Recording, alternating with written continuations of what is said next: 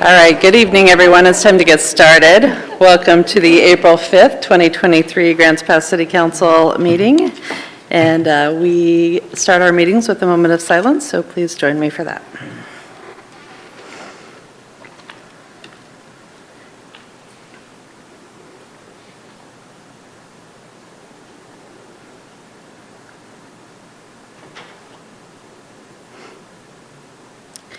And please rise for the flag salute.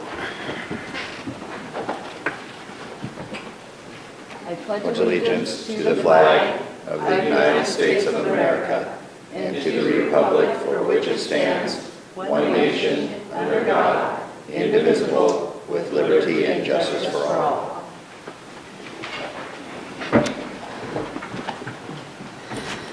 All right, I believe Councilor Ogier is going to be a few minutes late tonight, and Councilor De La Grange is absent. And we are going to start the meeting with two public hearings. So our first up here. At this time, I will open the public hearing to consider an application that was filed by Amerco Real Estate Company. And we'll begin the hearing with a staff. The application is for the council to consider amending the comprehensive plan and zoning map for properties located at 2354 and 2318 Northwest Vine Street, would change the zoning from industrial park to business park. We will begin the hearing with a staff report, followed by a presentation by the applicant, statements by persons in favor of the application, statements by persons in opposition to the application, and an opportunity for additional comments by the applicant and staff. After that has occurred, the public comment portion will be closed and the matter will be discussed and acted upon by the council. Is there anyone present who wishes to challenge the authority of the council to hear this matter? Do any councilors wish to abstain from participating in this hearing or declare a potential conflict of interest? Are there any councilors who wish to disclose discussions, contacts, or other ex parte information they have received prior to this meeting regarding the application? In this hearing, the decision of the council will be based upon specific criteria which are set forth in the Development Code. All testimony which apply in this case are noted in the staff report. If you would like a copy of the report, please write that on a note to the city manager and one will be provided. It is important to remember if you fail to raise an issue with enough detail to afford the council and the parties an opportunity to respond to the issue, you will not be able to appeal to the Land Use Board of Appeals based on that issue. The hearing will now proceed with a report from staff. Thank you, Mayor, members of the council, members of the public. I'm Bradley Clark, Community Development Director, and I'll just provide the overview for you here before the testimony from the applicant. So as you said, Mayor, the applicant is Amerco Real Estate, and what you have before you tonight, there is no development associated with this request. It's simply asking to change the comprehensive plan designation on the property as well as the zoning on the property that would allow them to develop what they are seeking to develop in the future. So those are the two topics that you have before you. One, changing the comprehensive plan from what it is today, which is industrial park, to business park, and then the same thing for the zoning. The note that I've got on the bottom of that first slide there is just more background than anything. The applicant did actually come through last year with a similar request just north of this property on Vine Street, but then they withdrew before it got to you. So here's just a little background on the area that we're talking about. Interstate 5 runs immediately adjacent to Vine Street. Running on the east side of the property is Northwest Hawthorne Avenue. And so what's outlined in yellow here is the subject property. You've got Cascade Self-Storage up to the north, Club Northwest, S&P Steel Fab, Seventh-day Adventist School is to the west. So the current zoning is IP, and what we're talking about specifically tonight is the purple colored property that is basically the western half. So the property today is split. It's got BP zoning and BP comprehensive plan designation on the eastern portion, and then it has the industrial park on the western. So what they're seeking tonight is to have that be uniform. Besides the split zoning and the split comp plan designation, as the last bullet says there, it's actually divided between the urban growth boundary and the city limits, which is the red line there. This is just a graphic, kind of shows you what exactly they're asking for, going from the left side, industrial, to the right side, which is business park. So in order to accomplish this, what the Grants Pass Code says is you have to meet certain criteria, both for the comprehensive plan amendment and the zoning. So you do have to, the applicant has to meet criteria for both, and they're really two separate actions.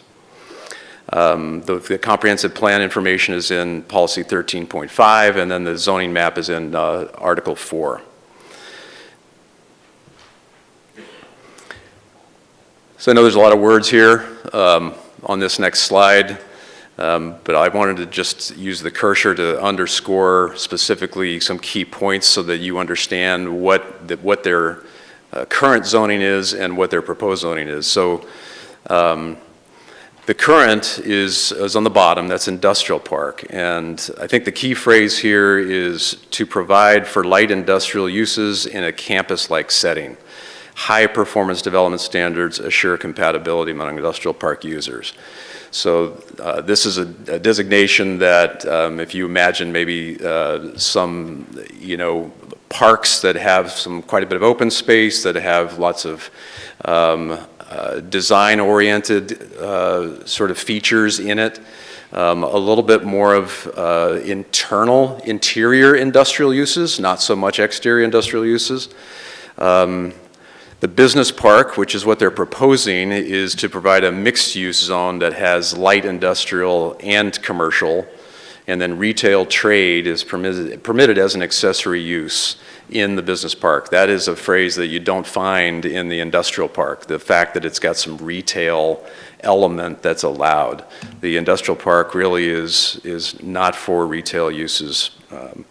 And again, we say these are the purpose statements. So if you go into the code, there's a lot of uses that are under each one of these zones that kind of expand on it more. But those are really the purpose statements for what those zones are supposed to accomplish.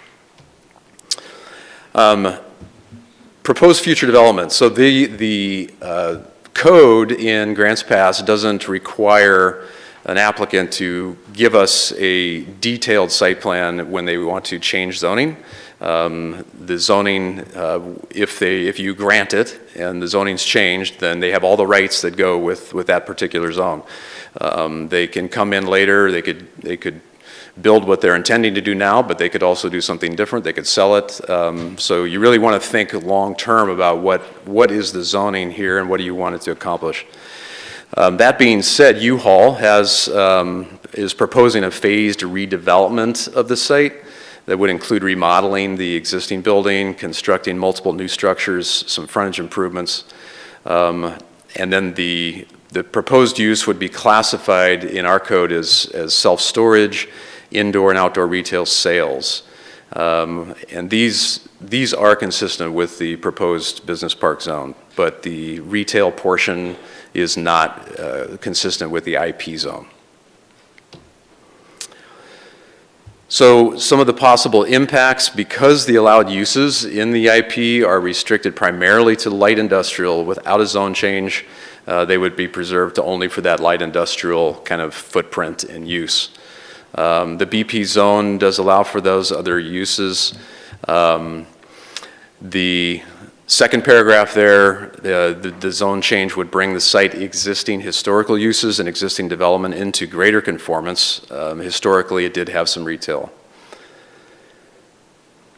So the last paragraph, we typically put on zone changes just because there's several factors that can be considered, but you need to look at all the evidence in the public record and what you're going to hear tonight. The only public comment that we received is a letter from Cascade Self-Storage.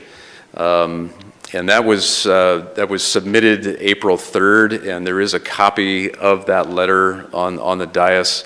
I believe the applicants got a copy earlier this afternoon.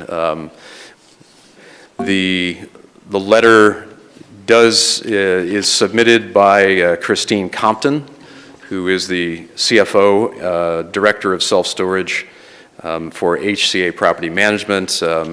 Cascade Self-Storage, as I mentioned, is the property to the north of this, where we're talking about tonight.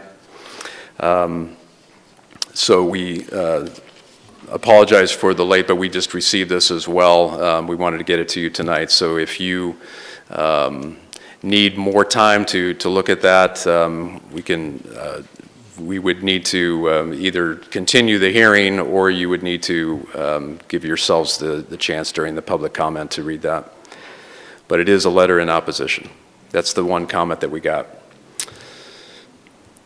So the recommendation from the Urban Area Planning Commission did find that the application meets the Oregon statewide planning goals, meets the Comprehensive Plan Policy 13.5, and the criteria found in Section 4 of the Grants Pass Development Code. They are recommending approval to the City Council. Note that the letter that you have in front of you was submitted after the Planning Commission meeting. So your call to action tonight, you have some alternatives there. Approve the comprehensive plan zone map amendments, approve the amendments with revisions, deny it, or postpone to a date certain. There is a 120-day deadline to make a decision on this application, which is May 9th. Thank you, Brad. Council, do you have any questions for Brad?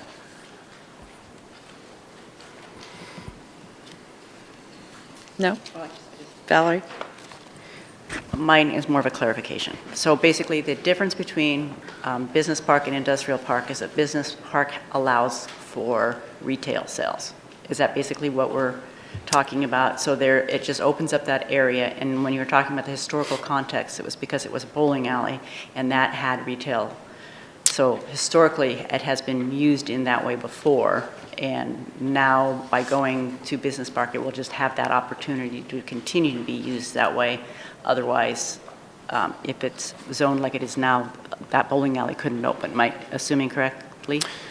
You are.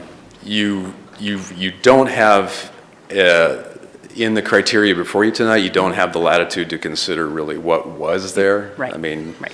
It is industrial park that at some point in the past, the city chose that's where we want industrial park. So, Okay. But you are correct in your assumption. And it would not allow 100% retail use. Right. I mean, the business park is still a type of industrial. Okay. It just allows for more of that mix. So that's kind of the main difference. When was the zoning actually for this particular property, that area, actually zoned, the difference so that it was industrial park and business park? Just out of curiosity. Yes, that's a good question, and I did not get that from my planner before tonight, so I'm sorry, I don't know. Okay. Thank you. Rick? A little bit of history. You go back in time, that was part of Josephine County, and we had industrial zoning up there a long, long time ago. So the uses were reflecting what was going on at the north end of town before it became in the city. Thank you. Joel?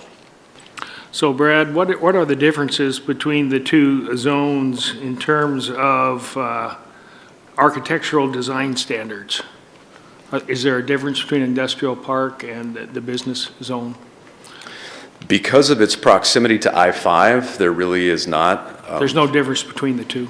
I mean, IP purpose does call for a little bit higher end exterior on some of the frontages, but the Article 20, which is our design standards code, says that if you're within a certain distance of I-5 and you have high visibility to I-5, you really have to follow those design standards.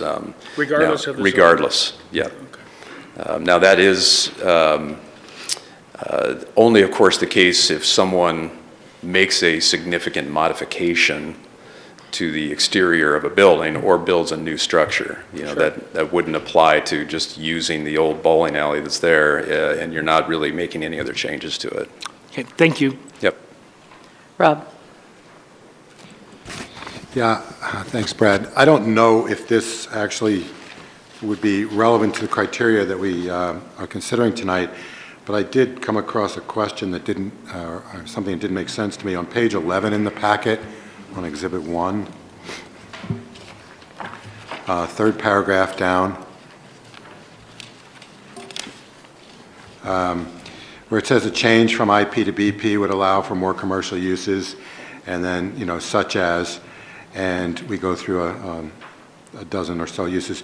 But then it mentions also a shelter facility or site. And it's my understanding that a shelter facility is an allowable use in industrial park as well. So I don't understand, it almost seems like that's not accurate, is my point. Is that accurate? That the change would allow for a shelter facility?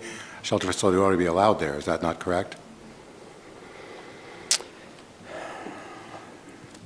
I believe that is correct, but I need to pull up that section of Article 12 just to make sure. I'm not sure if in the writing of the staff report, if they just omitted that fact, or if in fact it's not prevented. But I just need to pull up that article and check for you.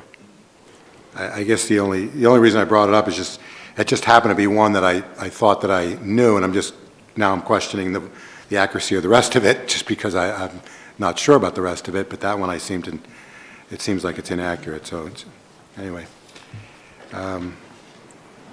It's not a big deal either way, and I don't think it affects the criteria that I'm going to decide on tonight, but I do appreciate it when the report is accurate. Any other questions at this time?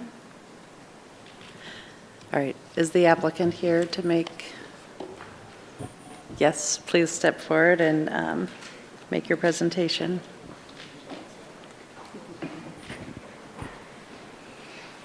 Hi, make sure that mic is on.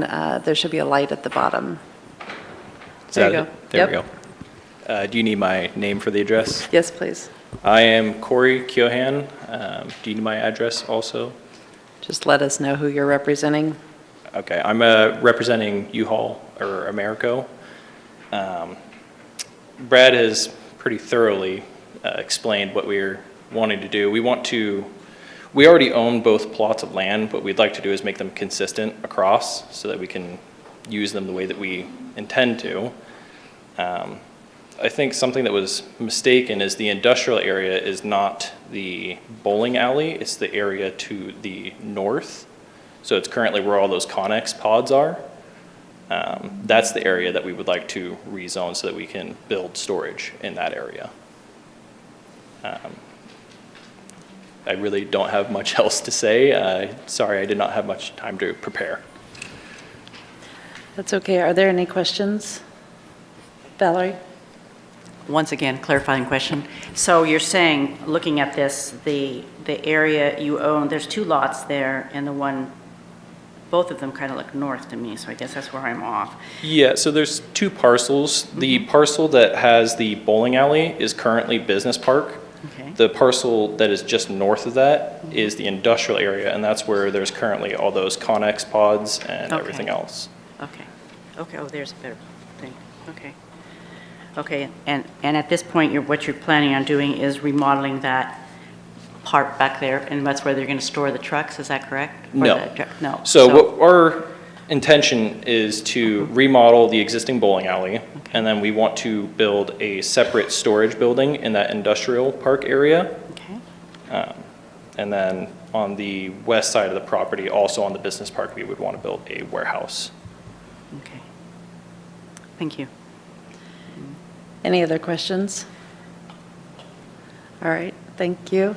Thank you. Is there anyone else who wanted to speak on behalf of this application? Is there anyone here who wanted to speak in opposition of the application?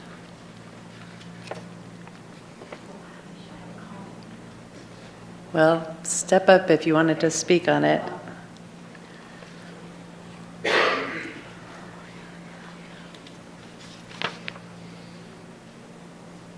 Good evening, Judy Aaron. Make sure the mic is on, please. It's at the base of the mic. There should be a light that's on. No, there's no light. There you go. Got it? Yes. Oh, okay. Okay, thank you. Well, I thank the gentleman for the presentation and everything. Sometimes where I get a little concerned where we're going, where we're headed in even our country, is that we seem to be getting more into the commercial or whatever, and we sometimes forget about private property. I think on the presentation, the gentleman did something where in the paragraph, there was something about residence or private property at some location. But number two, I was wondering that Cascade, you had mentioned Cascade self-storage, and you got something in and they were in opposition, and the council members didn't get a chance to read that, or you just got it this evening. That happens sometimes. But I'm just wondering if that could be read to see what their objection would be. I don't know if the gentleman who's promoting that, if you've heard their opposition. Because I think it's really good to make fair decisions by you people who make decisions, to make sure you hear what your opposition is. Is there a real big concern, or is it just a little minor something? And if it was a big concern, then you still have till May 9th to do whatever. So that was my only comment, was the person had the opposition, and wondering what Cascade Self-Storage had in mind. Anyway, thanks. Thank you. Is there anyone else who wanted to speak on this? All right. Does the applicant have any further comments? I would like to be able to speak as to... Yep. Please step up to the mic. Do you have a computer that we can use to display, or no? Never mind, that's fine. So yeah, we just got the opposition around 5 p.m. this evening, so I scribbled down some notes real quick on what I wanted to talk about. The main concern that I saw in there was that they thought that our trucks would be in the industrial zone within view, which is not our intention. We intend to build a 3-story storage building there. And the other thing I'd like to bring up is that elevations of their property, I wish I had a photo, but I don't. The current industrial park, where those Connex pods are stacked, they have 3 Connex pods stacked behind. And each one of those is 8'6" to a total of 25.5 feet. And those Connex pods, all stacked together, do not reach the height of the storage building that is in front of the Cascade self-storage. So regardless of whether we had parking trucks there, they wouldn't be visible regardless. They'd be blocked by the property in front. And again, we intend to build storage in that location. Questions? No, thank you. All right. Does staff have any further comments? Yes, thank you. To Councilor Pell's question, the staff report is correct. The shelter is allowed in the shelter facility or site in the GC, BP, or industrial.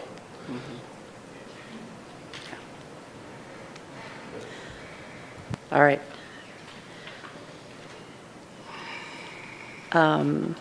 Okay, we're going to just say that no further comments. The public hearing is closed, and the matter is now before the council for your consideration. Dwayne. I move to approve the comprehensive plan and zone map amendments as submitted. Second. Seconded by Valerie. Any discussion on the motion? All right, so the motion would be to adopt the ordinance that amends both the comprehensive plan and zone map, and have it read by title only, first reading. Okay. Do you have a comment? I do have a comment. Okay, go ahead. Yeah, I just wanted to say, as, you know, having gotten this at 5 o'clock, I think that based upon criteria when we're doing land use, you know, it really has to be based on criteria. And I think, though I understand, you know, Cascade wants high quality, I'm hoping that U-Haul also wants a high quality of architectural design, and we don't need to have just trucks. I think the reality of it is this criteria points that they've done everything they need to do, and so that's why I'm going to vote in favor. Any further discussion? All right, Dwayne, you made the motion to adopt the ordinance. How do you vote? Yes. Rob? Yes. Valerie? Yes. Joel? Yes. Rick? Yes. Vanessa? Yes. DJ? Yes.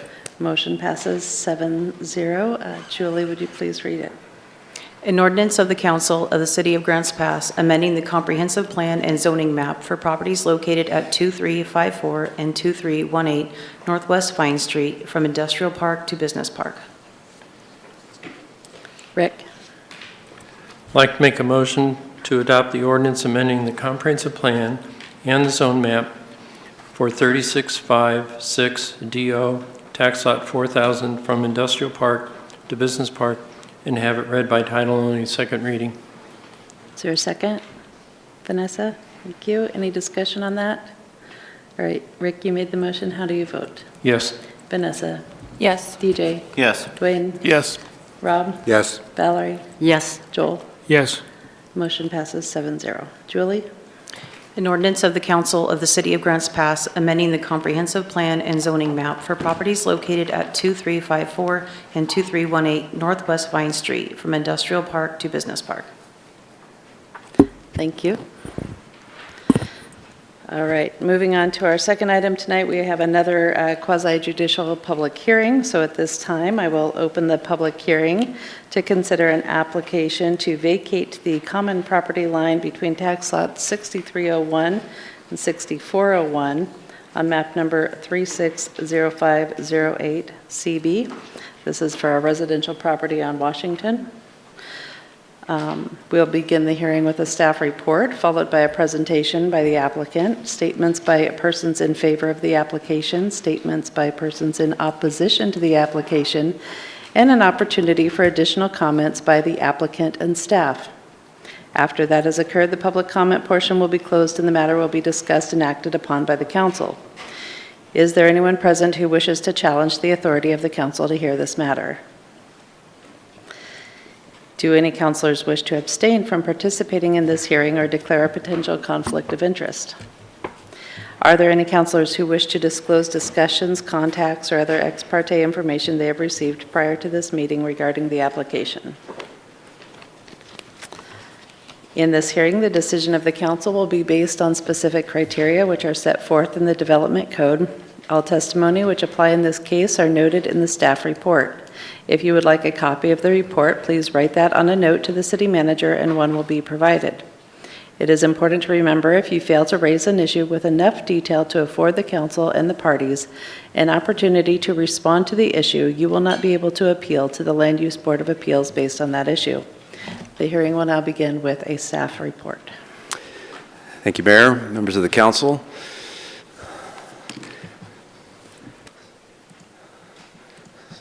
So the property that you're talking about in this application is at the corner of Midland and Washington, just a few blocks away from here. And they are requesting the property line that is there's two lots there today, outlined in yellow here. Tax lot 6401 fronts there on Midland, and then tax lot 6301 fronts there on Washington. Currently there's a property line between the two. This is looking from Washington, and the house at 1439 Northwest Washington, which is to the right side of this picture here, burnt down last year, and the lot has since been cleared. The property owner that has both lots basically is looking to expand their opportunity for more backyard space. They're both fairly small lots, and they're looking to increase the size of their backyard and have them under the same lot. So 6401 is 0.14 acres and 6301 is 0.15, and so the total combined, if you approve the lot line vacation, would be 0.29 acres. Here's the two criteria that you need to do for property line vacations, which you've seen many times before. We did not receive any public comments, and there is your call to action. Thank you. Do you have any questions for staff? Is the applicant here, Brad? I know that we left a message. I didn't hear if they were going to make it tonight. Doesn't look like it. Okay, is there anyone here who wanted to speak on behalf of this application? Is there anyone here who wanted to speak in opposition to the application? All right, we will close public comment and turn it over to you, council. Valerie. I move to adopt the ordinance vacating the common property lines between lots 6301 and 6401 of map number 360508CB and have it read by title only, first reading. Seconded by Dwayne. Any discussion on the motion? All right. Valerie, you made the motion to approve the property line vacation, and how do you vote? Yes. Joel? Yes. Rick? Yes. Vanessa? Yes. DJ? Yes. Dwayne? Yes. Rob? Yes. Motion passes 7-0. An ordinance of the Council of the City of Grants Pass vacating the common property line between tax lots 6301 and 6401 of map number 36-05-08-CB. Thank you. Rick? I'd like to make a motion to adopt the ordinance vacating the property, the 4,100 square feet of public right-of-way along a portion of Southwest K Street as described in the legal description, and have it read by title only, second reading. Sorry. Jumped ahead. Tax lots 6301 and 6401, map number 36508CB. Have it read by title only, second reading. Thank you. Seconded by Vanessa. Any discussion? All right. Rick, you made the motion. How do you vote? Yes. Vanessa? Yes. DJ? Yes. Dwayne? Yes. Rob? Yes. Valerie? Yes. Joel? Yes. Motion passes 7-0. An ordinance of the Council of the City of Grants Pass vacating the common property line between tax lots 6301 and 6401 of map number 36-05-08-CB. Thank you. All right, next on the agenda, we are considering adopting an ordinance that would vacate public right-of-way on K Street. And Brad, take it away. I promise this is the last time you see me up here. Interestingly enough, I think it had been about 8 years since the City Council had reviewed any request to vacate your right-of-way, and within the same month you have two. Don't ask me why.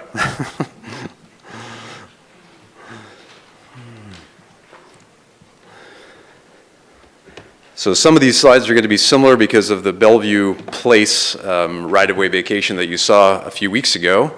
This one's a little different in that they're not proposing to vacate as much, and they're only proposing to vacate really on one side. So we'll just kind of review with you here, and then we do have the applicant here on this one tonight. So this vacation is totaling about 4,100 square feet of right-of-way that would go from public to private ownership. And this is Southwest K. Get the pointer here. This is the old Forest Service building site. The original warehouse building is actually still there. Many of you probably know this. The site is actually on the National Register. And the plat that is there was platted in the 1930s, but was never built out. The Forest Service took ownership and ended up building their facility without actually constructing the plat as it was originally platted out in the first part of the 1900s. So what they're asking for here is governed under Title VI of the Municipal Code. And that does allow for private property owners to petition the city to basically release and vacate some of your existing public right-of-way. There's some of the standards that apply to these vacations. In terms of public notification, we did send notice on March 15th to the property owner of the lots that are adjacent to the right-of-way vacation. Here is a view of we did post the property on both ends of K Street. You can see a portion of the historic building here. looking to the west. The legal notice was on March 24th, and these signs were posted about the same time. So here's the street view looking east. This is from in the existing built-out residential subdivision there on K Street on the west side of the site. Here you can see one of the historic structures that's at the end of the street there. It looks like on the ground that's public right-of-way looking straight ahead, kind of where that berm is, but that is actually private ownership. The property owner here on the right side of the picture and the property owner on the left actually kind of have these little flags that kind of come over and meet in front of this historic building. So the city doesn't have that public right-of-way that's on this side of that building. That's private. And here's looking west. Here's Judson, again on K Street, looking to the west, and with the building that has these X's on it. That's the front side of the building that we were just looking at, which you were seeing from K Street on the back side. So you can see it's largely vacant, undeveloped. There's been recently some houses just in the last year and a half that have been built out there on the platted lots, but the interior of it remains vacant other than the historic structures. So here's a site map. You can see the platted lots here a little bit better on this drawing. Again, these are not built out. The building outline of the old maintenance shop is here. That's the footprint, and then the other structure, the rectangular one, is here. Again, K Street on the left with the residences, and then this is vacant. So right now there's 60 feet of right-of-way of K Street. It's not built, but there is still that platted right-of-way that goes clear back to the 1930s that we have. There's two alleys that were also part of that historic plat subdivision. And those were recently improved to provide access to the new houses that were built about 2 years ago. This is just zooming in for you a little bit so you can see what they're proposing. The K Street again on the south side right now goes right up to the old shop building, the maintenance. And so in order to keep that building and not have it be in the right of way or have any kind of other improvements be in the right of way, they're asking to vacate on the north side of that so that the street would go from 60 feet of right of way down to 46. So the owner of all of these is Black Oak Neighborhood LLC. And they own the 6 lots that were part of that old Judson Phase 2 subdivision. They are largely vacant. As I mentioned, that historic Forest Service building on there. The buildings extend into that undeveloped K Street right-of-way. So based on these conditions, what they're asking is that 4,100 square feet, that's basically the long strip along the north side of the building, it's a 14-foot reduction going from 60 to 46. That would accommodate that historic building. We did review it, and Public Works looked at it and felt that based on what they're proposing in the future, 46 feet would be sufficient width to accommodate what they're looking for. So if you approved it, the surveyor would coordinate with Public Works and get that, the tapering. I will go back, I don't think I made that very clear. So the one condition that Public Works is asking for, if you go to this west end, and right now that is, if you just vacated a straight 14 feet and you went straight across, you would not, if this was ever connected, which there is no plans to connect, but in planning and good forward thinking, it could. sometime in the future, connect K Street, especially if that building gets moved somewhat. So to help the sidewalks align, they would want to have a tapering on that so that 14-foot wouldn't just go straight across. It would need to sort of taper to better align with the sidewalks that are there on K Street today. So we're not talking about a lot of change. That 4,100 right now is approximate because that exact tapering hasn't been determined by the engineers. So there's no cost implication on this application. Call to action is tonight, and there's a recommended motion for you. Thank you. Council, do you have any questions for Brad? No? Did the applicant Thanks. want to speak on behalf of this request?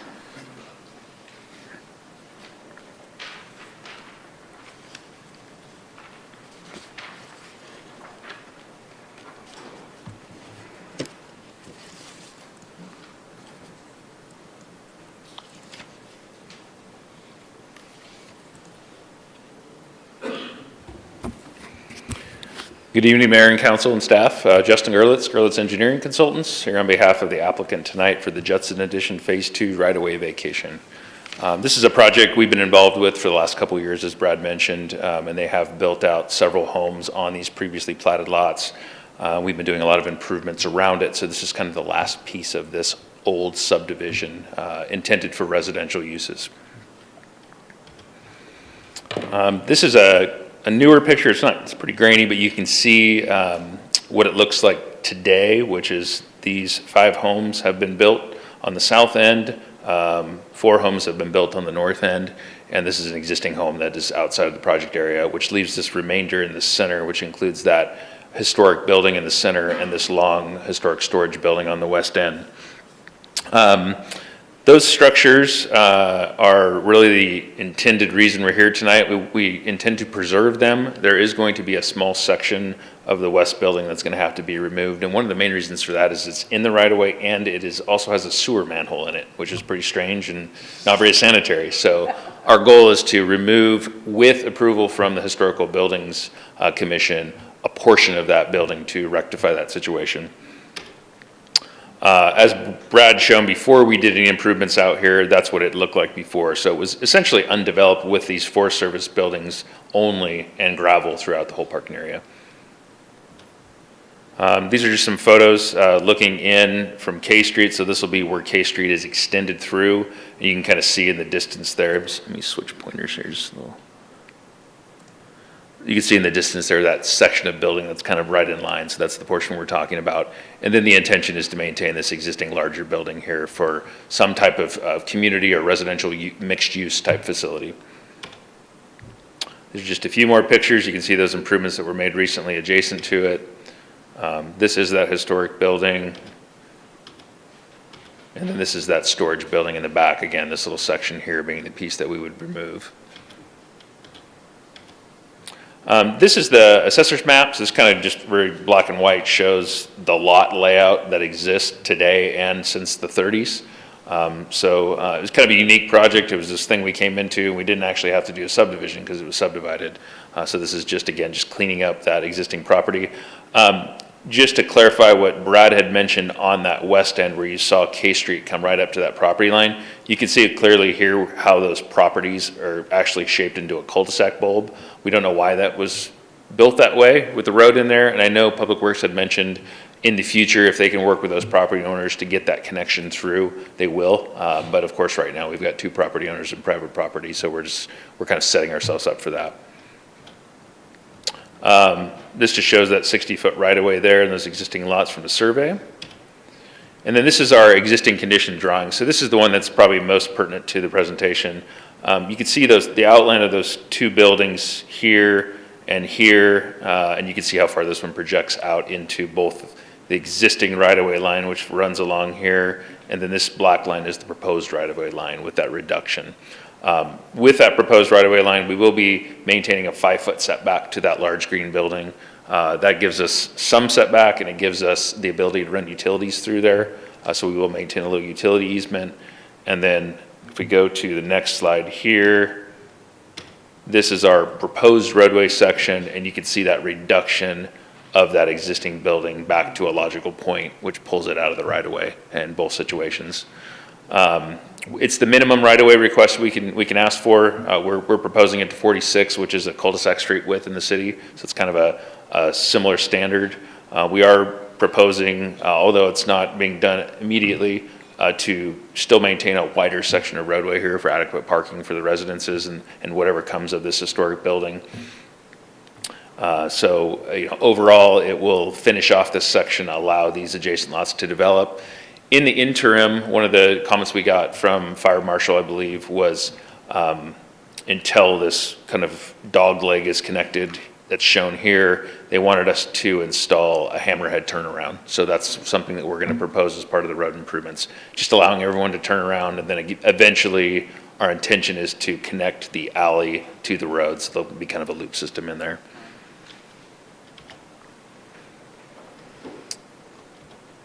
One of they had a potential motion in the paperwork in the staff report, and it had mentioned a legal description referencing, we didn't actually provide a legal description, so I just put an alternate wording up here. Of course, if you choose to approve it tonight, that referenced, actually that 10-foot width is not correct, it's 14. That referenced 14 feet of reduction on there. So I just wanted to clarify that we needed to change it from the legal description. So with that, tonight we're asking for this vacation along the south side of Southwest K Street for the intention of residential development, and I'll be happy to take any questions. Thank you. Any questions for Justin? Valerie? So the historic buildings that are there, will they just be owned by the LLC or how does that work with them? Just kind of We're likely going to do some property line adjusting secondary to this this tonight to place those on the, this one essentially will end up on this lot here once it's reduced with approval from the Historic Building Commission. And then this one, we will probably adjust, you can see this line here, here, and here, and then kind of run through that building as well. That would be a separate land use application that we would do to clean up that whole thing. We don't have a specific use yet for that building, but the applicant very much so wants to keep those buildings in their historic structures and utilize them for something beneficial for that neighborhood. Okay, thank you. Any other questions? All right, thanks, Justin. Thank you. Is there anyone from the public who wanted to speak on this issue? All right, we'll close public comment and turn it over to you, Council. Joel?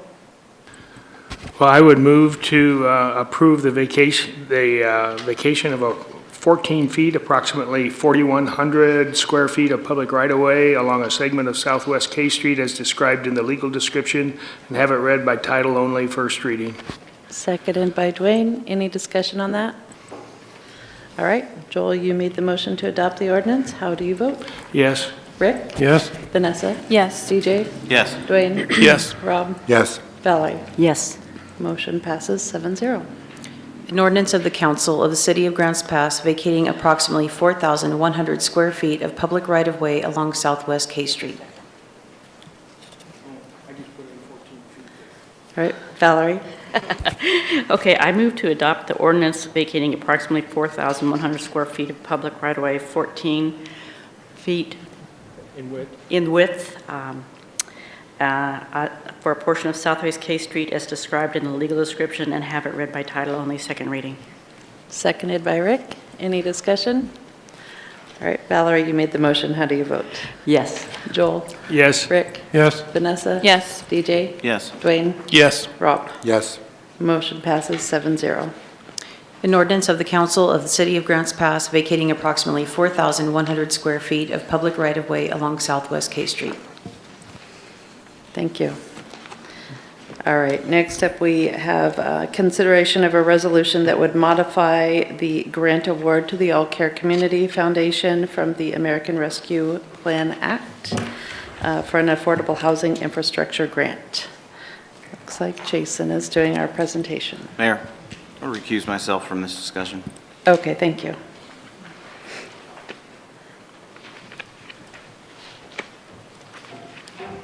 Thank you, Mayor. and council. I have a very brief presentation for you. What we have before you is consideration of approval of an amendment to an existing ARPA grant for Glencrest Cottages to support enhanced fire flow and water quality, as well as make a few more properties immediately available for development. Oops, that was the wrong direction. As a bit of a background, on June 13th, 2022, the City Council did authorize that $1.615 million of our American Rescue Plan Act dollars to be used to incentivize development of affordable housing.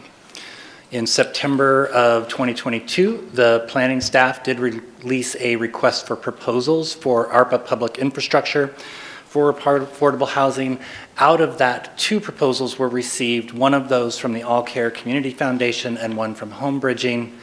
And after review of those from city staff and other representatives, it was chosen to award a grant to the AllCare Community Foundation.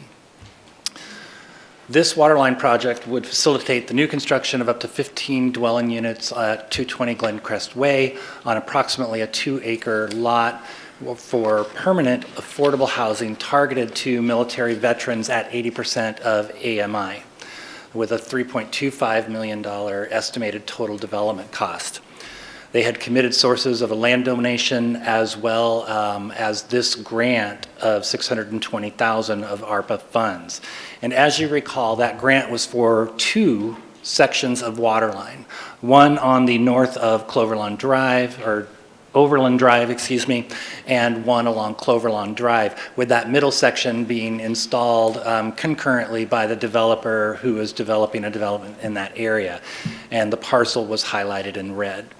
And that project also was installing sewer lines. This amendment is actually at the request of Public Works Department. When we looked at this project after the fact, what we realized is we were really close to making a very critical water loop. We needed an additional 610 feet of water line. We did talk with the AllCare Community Foundation, and they were interested in pursuing that additional funding. We worked with Gerlitz Engineering and their contractor to receive additional pricing on what it would cost to install that section of water line, and that's the cost that we have in front of you today. That loop will actually end a dead-end line. So this was going to create a very long dead-end line where we were going to have water quality issues. The other thing that's going to do is provide a redundant loop back to this subdivision up here in the north that's just outside of the view of the presentation. So we have reviewed the pricing that was provided to us. It was a very competitive price for the installation of that water line. And again, the benefits to that water line are behind me. We really do feel that it is worthwhile for your consideration. A question was sent to the City Manager Kubik on the properties that would be benefited from this, and that list is in the presentation up on your dais. I know that you can't read it from the presentation here, but it does immediately open up those properties to development. And these are the immediately available benefited properties from the previous grant.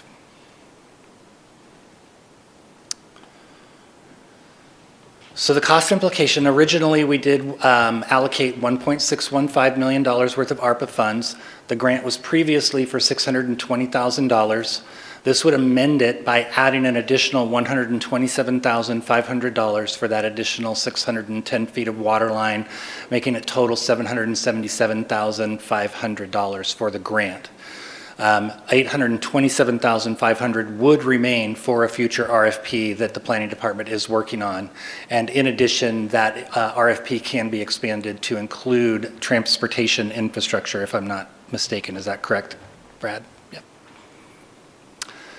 Yep. We do have the call to action date today, but essentially it is at your discretion.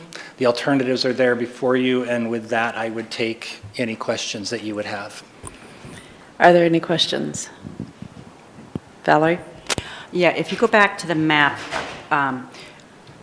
yeah, right there, between the 2 blue areas that we were talking about before, you said that somebody has already agreed to put in the line between the 2 of them. Is that what I heard? Is the property owner? That is correct. Okay, I just wanted clarification because I didn't see it there. So, okay, thank you. Any other questions? All right.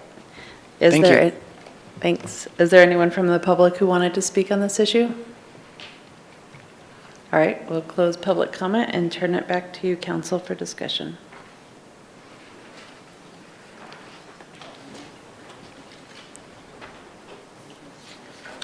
Dwayne? I'd like to move to approve the amendment. Seconded by Vanessa. Any discussion on that? Okay. Dwayne, you made the motion to approve the resolution with the modification, and how do you vote? Yes. Rob? Yes. Valerie? Yes. Joel? Yes. Rick? Yes. Vanessa? Yes. Motion passes 6-0. All right, and we don't have to do a second reading on that one. Yes. Okay, next up, some appointments. We have a motion to appoint one member to the Urban Tree Advisory Committee. That's going to be your green sheet, council. There is one opening on this committee. 5 candidates have applied. They are listed in alphabetical order. Riley Jackson, Catherine Kiefer, Cambry Nelson, Matthew Takalauskas, and Logan Warner. And the committee recommends appointing Cambry Nelson. The UT Urban Area Tree Advisory Committee was impressed with Ms. Nelson's volunteer experience and overall willingness to help with the Tree City USA effort. The committee reported they believe Ms. Nelson would provide value by providing insight and opinions as someone who has the experience that is not arboricultural focused. If you would please write your name on your sheet and indicate which of these candidates you prefer and pass it down this way.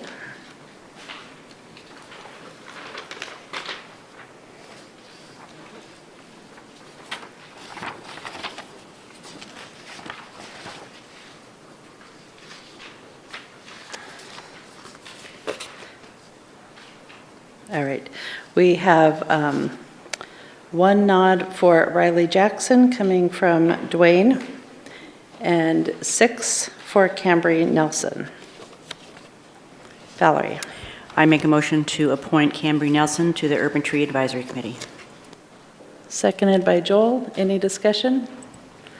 All right, Valerie, you made the motion. How do you vote? Yes. Joel? Yes. Rick? Yes. Vanessa? Yes. DJ? Yes. Dwayne? Yes. Rob? Yes. The motion passes 7-0. Say mayor? Yes. So on this next, Yes, I will get to that. okay. Okay, so the next item on the agenda is to appoint we have 2 openings on the Historical Building and Sites Commission. 3 candidates have applied, and we interviewed them on Monday. We do have a request from the chair of the commission that the commission did not have an opportunity to interview the candidates themselves. So they are recommending, well, first I'll read the candidates are Linda Cole, Nathan Miller, who's reapplying, and Desmond Rains. And the commission is recommending reappointing Nathan Miller. They said that he served a previous term and that everyone on the commission has been happy with his previous term of service, and they're excited for him to be reappointed. He had excellent answers to the application questions. They also initially recommended Linda Cole. They said that she is a National Registered property owner with significant historical standing in the community, and the commission was happy with how she responded to the application questions. But earlier today, Ward Warren sent an email requesting that we hold off on making an appointment and give the commission an opportunity to interview the candidates. So are you interested in sending it back to the commission for interviews? Joel? Well, I'm the liaison to that commission, and I don't know if my history's correct, but if I remember correctly, both commissions used to interview all candidates. And it had, no, Julie says no, okay. So anyway, they have a little bit different legal standing than a regular city committee. And so I would recommend that we go back out and re-advertise and then have them interview, and these two applicants, encourage them to reapply. Rob? So considering what Joel was saying, I don't know what the history going back a decade or more is, but recently, fairly recently, the commissions, at least the Historic Commission, did interview people. I know I was on that commission and when Nathan Miller first applied, and we interviewed him. So I'd just like to know exactly how did that authority or that ability or opportunity for commissions to interview, when did that end and on whose authority? Because I don't think the council ever reeled that in. So how did that process go sideways? Well, And I guess I'd be unfortunately, asking Brad or Aaron has Aaron. stepped away for a moment. Does anybody else have an answer to what the typical process is, either for the UAPC or HBSC? I can affirm Councilor Pell's statement that when I was hired and I was working as staff liaison to HBSC, that was in fact, the case. For Planning Commission, I don't know. We did not ever actually in-person interview, to my knowledge, but certainly none of the other committees, have. But I can't speak to the change or the legality. I do think that it, a key consideration certainly is the length of time. We do struggle with quorums sometimes, and my staff liaisons, and you have an interview and then you have another interview for a volunteer position, and sometimes these commissions are, it helps that they have a full commission so that they don't struggle as much with quorums. I think that's a potential downside to having an extended period of time between the application and then 2 interviews before they're actually appointed. But on the question that Councilor Pell presented, I don't know the reason. I know that it seemed as though the commission, at least the Historic Commission, kind of got used to that, and it seemed to be working fine. I get your point about you don't want to leave low enrollment to go too long because of quorum issues, but I know that they had gotten used to that. It seemed to be working well, and then somehow somebody, just pulled the plug on that with no discussion with council. So I guess the commission wanted the ability to, and I would agree with allowing the commission to interview these 2 candidates. I mean, especially in the situation that we have now, one of them did not, and it's their own fault, but did not fill out the application filled out in a very sparse manner. They filled it out. They didn't answer many of the questions, but had a lot to say when was interviewed in front of the council. So the commission never really got a chance to hear from that person. They didn't fill out the application well, but did have a lot to say. So in situations like that, have the commission be able to interview them, I think is appropriate. And I would agree I think that's what should happen this time also. Valerie? Well, I would like to make a motion to appoint Nathan Miller, as he has been on there. He's an important part of the committee, and he warrants going forward because he's been working with them. And then the other 2, have them go back, reopened and reapply, and have the commission have the opportunity to interview them before bringing it to the council. Seconded by Rick. So if I understand that correctly, the motion was to reappoint Nathan Miller, and then for the second vacancy to reopen it, have people reapply, be interviewed by the commission, and then come back to the council. Okay. Discussion on that. Okay. Valerie, you made the motion. How do you vote? Yes. Joel? Yes. Rick? Yes. Vanessa? Yes. DJ? Yes. Dwayne? Yes. Rob? Yes. Okay. That's what we'll do. Can I ask for just one clarification? Is this motion, are you wanting to have this topic brought back for you for the Planning Commission as well? Are you talking just the HBSC? That's how I'm interpreting it, because that's the only thing that's before you tonight, but they are both commissions, and so I'm assuming that you are looking for Well, I the think same practice. I don't know how the Planning Commission feels about it, but I feel both commissions, because both times, for me, I know the work they do is something that I am not very familiar with, but yet I know they have a higher standard than, say, some of our committees have. So I do think it's important that we get those right. Okay, Council, so are you also interested in having the UAPC do interviews of potential candidates? DJ? So my question is standard practice. So as I understand, HBSC has been allowed to interview. They would prefer that method. Has UAPC also been historically interviewing their candidates and reviewing their applications? I don't believe so. Yeah. Okay. That's them.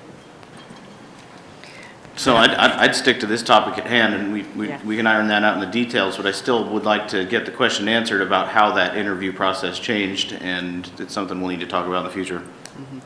Julie? So we're wanting to go back out again, accept applications, and then have all those candidates come back to be interviewed again, not just take the two and have HBSC interview them. Yes. We want to start the process all over again. The from motion was to scratch. reopen, re-advertise, have people apply. Thank you. Thank you. All right.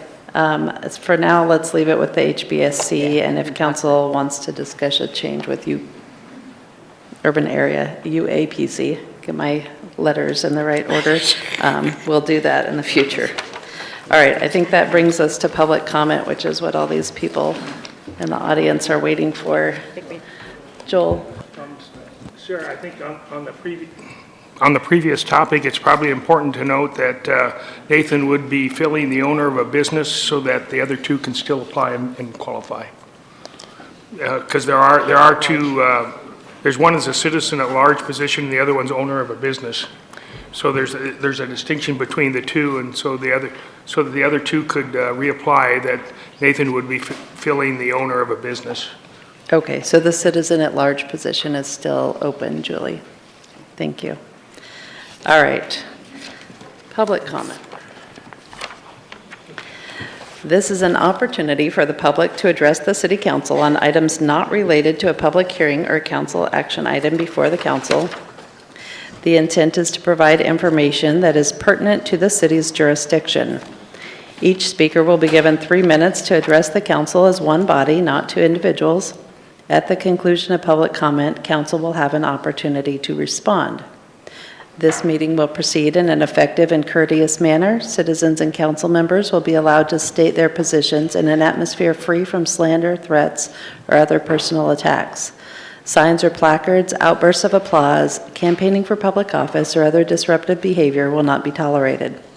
If you have a question regarding any government-provided service or a current city policy, please contact the city manager's office in an attempt to resolve the matter. So I'll be calling you up to speak at the podium here. Please make sure that the light is on at the base of the microphone. There's the green, yellow, and red dots. When the yellow dot lights up, you will have 30 seconds left, so don't panic. And when the red light comes on, please quickly wrap up your comments so that I don't have to cut you off, because I don't like to do that. Is William Hopkins here? All right, David Dapper.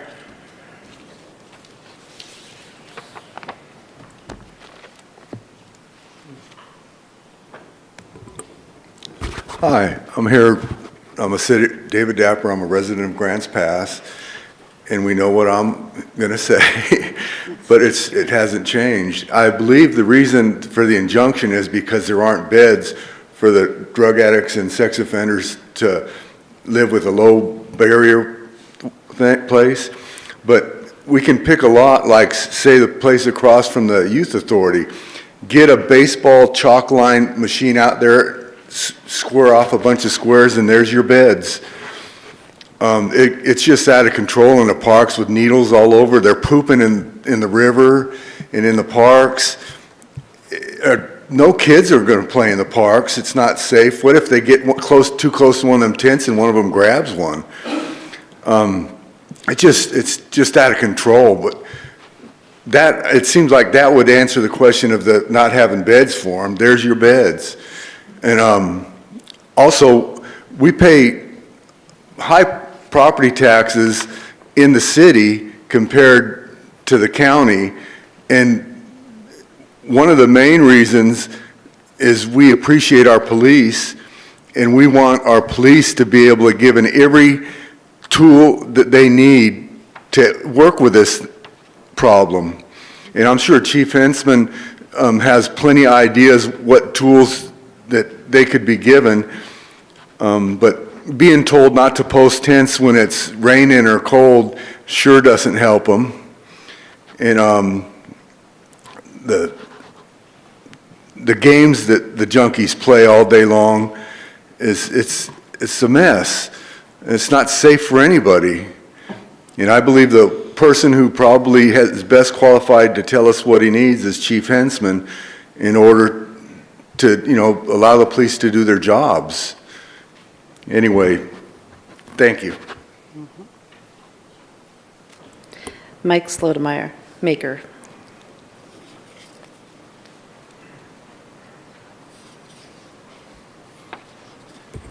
Good evening. My name is Mike Slotemaker. I'm a resident of Grants Pass. I live in Rogue Terrace Estates behind the community service building there along the Parkway. I was here 7 weeks ago, shared that my concern was that I say transients, I'm talking about the specific subset of people that are not willing to take the services that are currently available and are currently abusing drugs and in their tents. And I can say that from firsthand experience living literally right next to Baker Park. I was here because it was getting more aggressive. I was catching them on my video cameras coming up to my house. I've engaged several members of leadership here, and I appreciate the responses in person, over email, social media, and I learned to listen, because I listened and found out that there are ideas that are out there that this council and the mayor are looking at. And here's why the concern has now escalated in the past 7 weeks. Thank you to Chief Hensman and his team. They have managed to come out and trespass the people that were on our property and in our woods. That has been cleaned up. Thank you so much. I've now gone and I'm starting to clean up the mess that's there because it's in the floodplain. And I have about 1.5 acres of a garbage patch. I've been dragging the sleeping bags and the tents and the blankets out of there.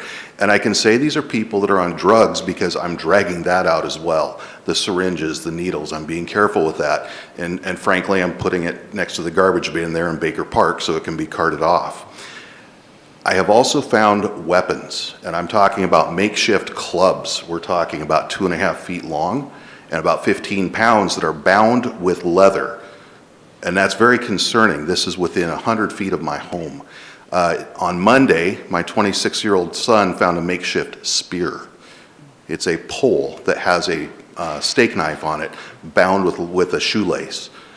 This is what Chief Hensman's people are dealing with, and our first responders are. These people are weaponized. I actually had reached out to Chief Hensman and said, can I bring it tonight to City Council just to show what we're dealing with?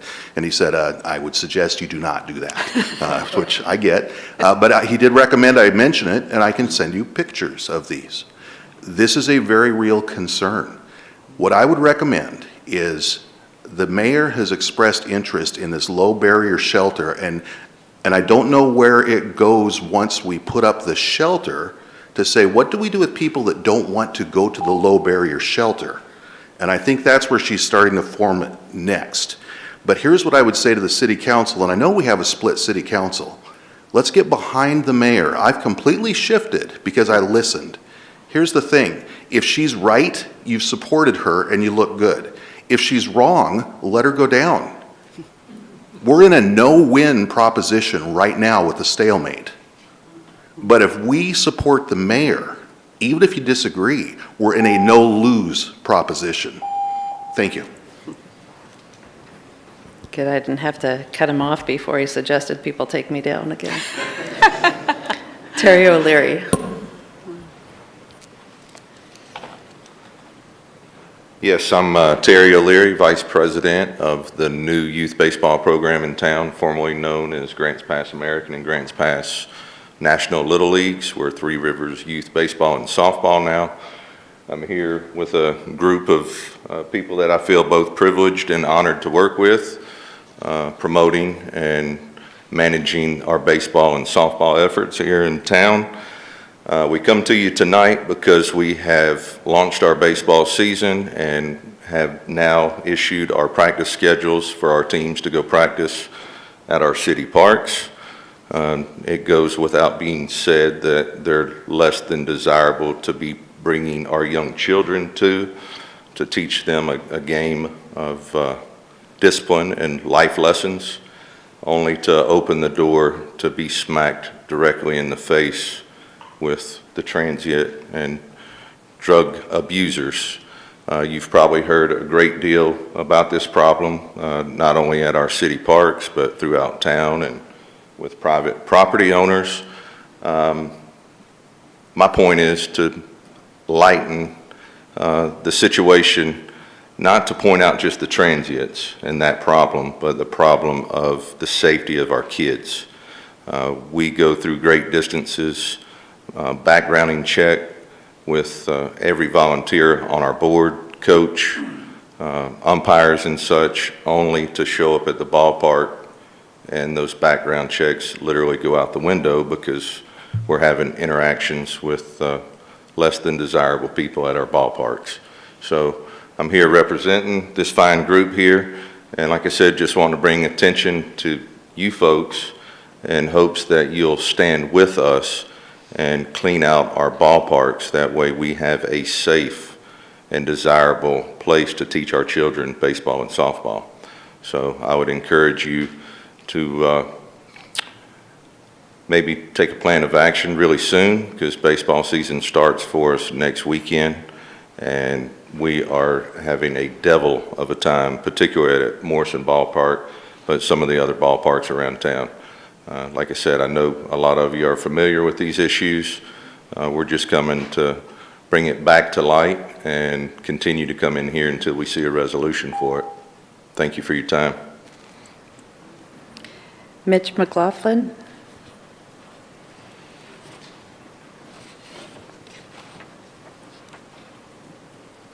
Hi, my name is Mitch McLaughlin. I'm a resident of Josephine County. I have to piggyback on what everybody else here has already said. It's becoming an issue, not just with our baseball teams. I had a meeting with my team. I took them out there, and I was really ashamed of what this has become. The fact that we have found much drug paraphernalia out there, let alone the content of the words that are spoken between these individuals and others, fights breaking out in the parking lots. And I'm here not just as a Little League a Babe Ruth coach. My kids want to go to Riverside Park. They want to go to Morrison. They want to go out and play. These are city parks, but they've become no longer city parks. They belong to somebody else. And unfortunately, those people don't want to leave. There are options out there for them. They're not taking advantage of those options, and I'm sorry, some people have made bad decisions. They have to rely on those consequences of those decisions. But currently, the city is facing a problem, and now the city can't use their own parks. The city has to deal with this. Private citizens are losing their own backyards.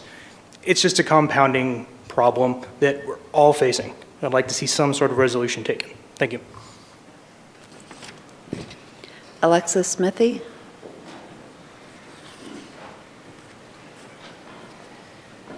Can you hear me? I'm Alexis Smithy. I'm with this group. I'm a resident of the city of Grants Pass. I'm also the president of the league that's here today.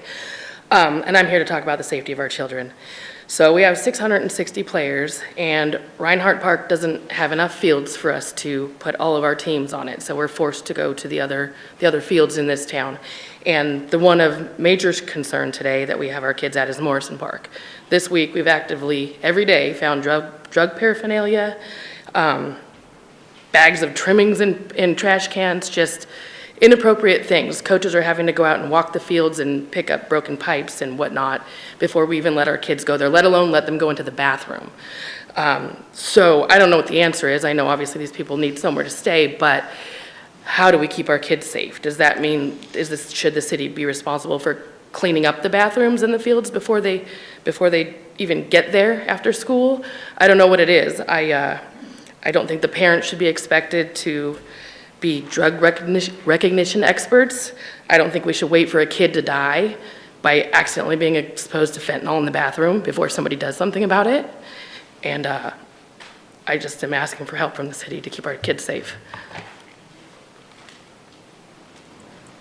Brian Meyer. Hello. My name is Brian Meyer, and I am here to parrot what everyone else is saying. I would like to address the ever-growing scourge that is the drug-addicted transients that are inundating our parks, taking them over and being allowed to walk freely. I'm a coach, as these were, and Monday at Morrison Park, we had to come in early and scour the field to make sure that it was even safe for the kids to step on it, much less play on it. We found bags of marijuana in the trash can that we had to have the city police come and pick up. Broken meth pipes. Overflowing syringe bins inside the bathrooms. Sadly enough, the head coach, choking back vomit, did not take a picture of the human feces. He had to clean up off the field before we could let them on. This has to be addressed. And how that happens, I don't know, but this idea of low barrier shelters and housing these people is not going to work. It just attracts more. I moved here 5 years ago, and there were maybe a dozen that you would see around the post office. That was all. 5 years later, we have hundreds of them inundating the whole town. It is just ever growing, and as long as we keep giving them incentives to come here and stay here, it will just keep growing. I'm from Southern California. I've witnessed this firsthand and its finality, where it ends. It doesn't stop as long as we're feeding them. It's like stray cats. We have to do something about it, and I'd like to know what those plans are. Thank you. Stephen Nelson.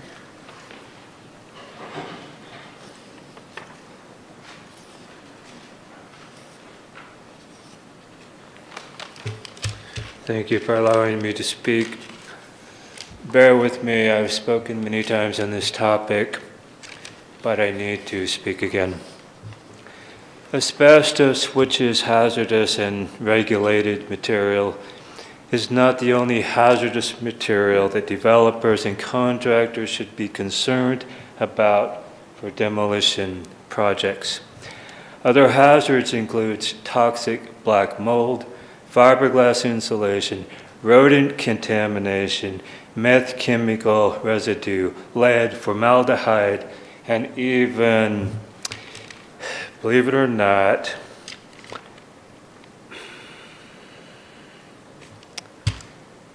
can't remember what that one was. But anyway, I only want to know this evening if city officials have finalized the letter intended for developers and contractors regarding the demolition ordinance and the need to protect our community from illegal demolition. I cannot emphasize how important this is because it happened in my own neighborhood. A cloud of dust went over the entire neighborhood, and that included everything from fiberglass to rat feces to black mold. I was sick for months because of that. So all I'm asking for you is to finalize this letter for contractors and developers. Send it out. Let them know how important this is. Also, I need for that letter to include all of the hazards that I have mentioned over the past few years, even since 2015. This is how long I've been at this. There is no reason why this should not be done. The community mitigation of these kind of hazards is so important. It's far more important than profit and tax base. Keeping our community safe from these kind of hazards. I'm asking you to please follow suit, think like I do, and do something about this problem. Thank you. Mike Pelfrey.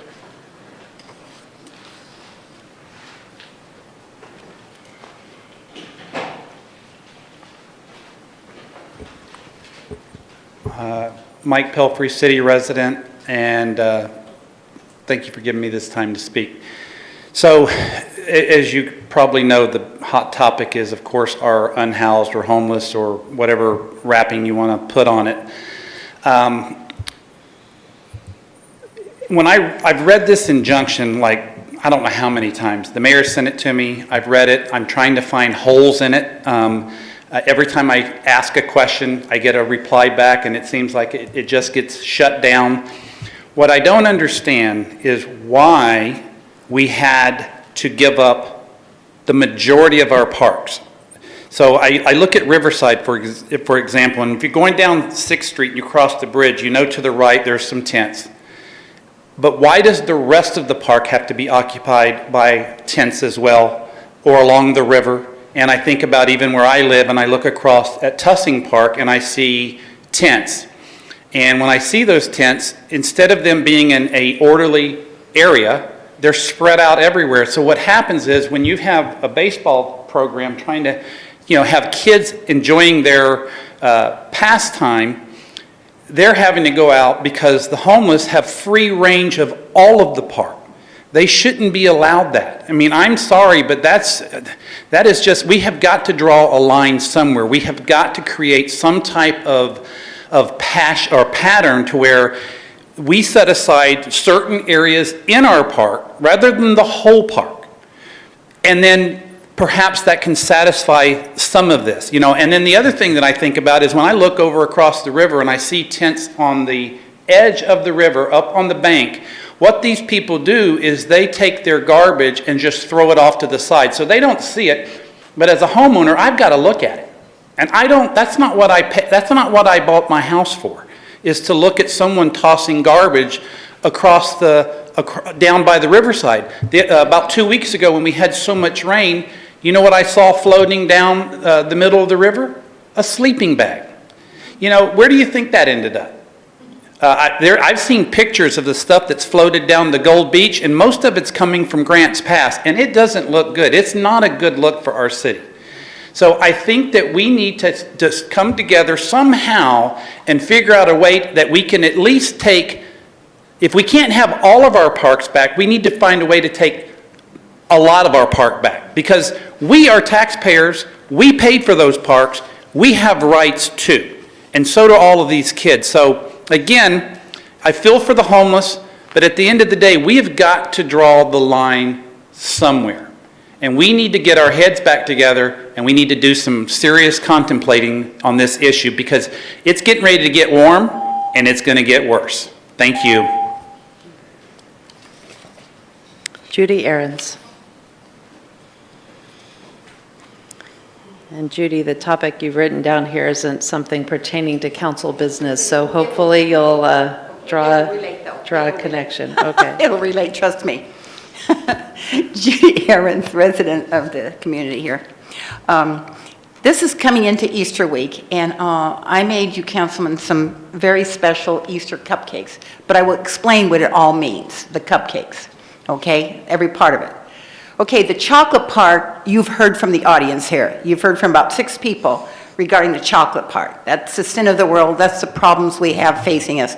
That's what we, the city council people, are, encouraged to see how we can get our problem resolved. We have problems with the unborn. We have problems with our schools that are failing. We have a lot of problems, and that, with this week being Holy Week, is the sin of the world. And like I said, I can't say it better than who said it just now regarding the concerns we have in this community. And I'm going to add one more thing that Mike said, or just re-emphasize that. He indicated that if we really want people to come to our community, I'm hoping that if I said that, y'all raise your hand. You really want people to come to this community. But we're not acting like we really want them to come. We have a homeless problem. We have people with needles, and we have all sorts of things, floating sleeping bags, etc. Why would anybody in their right mind come here? Really, seriously. We have to start figuring out why we want them to come. We want the business, we want the taxes, we want all of the above. But we're not going to get it if people like us are out spreading the word. Don't come, don't come. This is not the best community to come to. We've got our establishment with our homes and everything. We're kind of stuck here to a degree, and with homes not moving as fast as they should. So my point being, let's see what we can do with these people. You've had 30 to 40 in the past, and like Mike and a few of them said, it's going to get worse before, hopefully it'll get better, but it's going to get worse. Summer's getting nice. And I want to thank the chief, because gosh darn, on Fruitdale and Farm, they're just getting them off those little areas, and thank you so much, chief. You've done a fantastic job in what you guys can do with your help. But you're supposed to be out there fighting the bad guys, you know, and you've had some instances where you've had some serious issues. But it seems like your force is out there trying to get rid of the people that we want our parks back. So that's the emphasis. We want our parks back. And we're relying on elected officials who I used to think represent us. The people out here, you represent us. Remember, you are representatives. You are representing these people. You're trying to get what they want. Now, the other part before my time runs out is the Cool Whip. The Cool Whip has to do with redemption. So we're in a period, as much as we're sinful people, we have a reason to be redeemed. And the reason on Friday is when Christ died on the cross for all of us, whether you look in if you're a Christian or not. He died for all of us, and that's what the strawberries represent. And I'm just going to leave them here for you. Thank you very much. Thanks, Judy. All right, is there anyone else who wanted to speak during public comment? Please step up and state your name and let us know whether or not you live in this city. Good evening. Thank you for letting me talk. My name is Caitlin Hope. I am a resident here next to Tussing Park. I want to give you some one-on-one incidences, not only with myself, but with my kids and my family because of the homeless. I am a homeschooler. Sorry, this is hard. I don't do this very often. So I have had my 12-year-old kid ride his bike from my house to All Sports Park, be harassed by homeless wanting his bicycle off of his bare hands. He had to call me and say, "Hey Mom, this is what's going on. What do I do?" And I'm like, "Run." Another incident just today, my 16-year-old was being harassed by his instrument, asking how much it is, what do you want for it? And he felt very unsafe. There was a whole group of them talking about him, walking him, watching him walk home. This is very unsafe for a mom, being by myself when my husband is working out of town all the time, trying to homeschool my kids, and then also being able to enjoy, our community. Not only going into the parks and feeling like, nope, kids can't do that today because we have all these people not only staring at a woman by herself without her husband, but then also with 2 kids that are under the age of 12 that they can't afford to protect themselves. So when it comes to baseball kids and having 2 coaches with 12 kids plus families and siblings, how are we supposed to protect ourselves when these homeless people are coming up to our doorstep and saying, "Hey, what do you want for that?" And I'm going to take it. So it's not about like, these are the facts or these are how we feel. Like, I am the person that's dealing with it on a daily basis that I feel unsafe. So as a community, we all need to step up and do something better and understand that the police are doing their part. And I understand that because I call them almost weekly because of the situation. I have been harassed myself, being called a whole bunch of names, slander, because I'm driving up my road and I'm in their way when they're taking their things and spreading it all over my street. So when it comes to being a mom of this community, wanting best for my teams, wanting the best for everybody that I live with, I deal with it on a daily basis. And so if we can all come together and make it work, I would appreciate that. Thank you. Was there somebody else? Step up and state your name and let us know whether or not you live in the city. My name is Aaron Kimling, resident and father, former radio personality, assistant coach, baseball. I know that there's dissenting opinion on what should be done about the homeless situation. And as our elected leaders, I beg of that dissension to end and that we take the most aggressive stance possible to avoid this becoming Portland or an example of. The leering, I can speak to that. I've watched my wife get stared down. I've been stared down. I am a concealed carry, and I do. I don't ever want to be put into a position to have to use it. It's getting closer and closer and closer with more interactions that I have where I feel threatened. I feel threatened for my family and my kids. And they're darn right, it's getting warmer. There's going to be a lot more coming up the I-5, coming down the I-5, and they're stopping here. And this is a great place. It's the climate. They want to stay. Please take the most aggressive stance that you can and let the dissension go away, because the cost of inaction is way greater. Thanks. Anybody else? Yep. I'm Adriana, and I live on Fruitdale. When I bought my house, I moved here from a great big city and really wanted to be in a small town, and just, gosh, you guys know, it's amazing here. It's so beautiful. I told my realtor I want to live by a park, just find something by a park, and she did, and Morrison's so great. I get to walk my dog. I have read Blake v. City of Grants Pass.